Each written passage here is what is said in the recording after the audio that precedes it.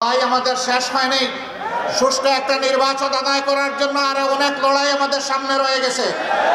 সেখানে কালো টাকা আর পেশি শক্তি আগামীতে যেন আমার ভোটের অধিকার কেড়ে নিতে না পারে। এখন থেকে হাত মজবুত করতে হবে, বলে দিতে হবে আমরা মানুষ, আমরা সাধারণ কোনো প্রাণী নই যে তোমাদের টাকার কাছে বিক্রি হব। আমরা আর কালো টাকার মালিকদেরকে বরদাস্ত করব না। আমরা ক্লিন হার্ট সম্পন্ন মানুষ আগামীতে আমাদের দেশের শাসন ক্ষমতায় দেখতে চাই।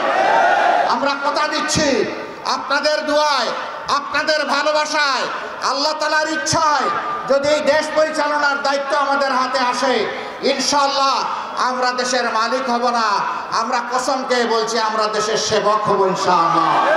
সেদিন যদি জনগণের সেবা করতে পারি, যদি সেদিন জনগণের প্রয়োজনে তাদের ডাকে সাড়া দিতে পারি, তাহলে আমরা আমাদের জীবনকে সার্থক মনে করব।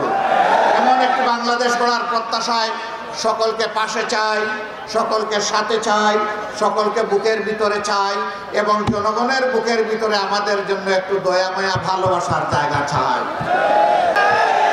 আজকে এইদিকে ফুস করে, কালকে ওইদিকে মাথা তুলে, আলহামদুলিল্লাহ ছাত্র জনতার ঐক্য ইতিপূর্বে যতগুলা ষড়যন্ত্র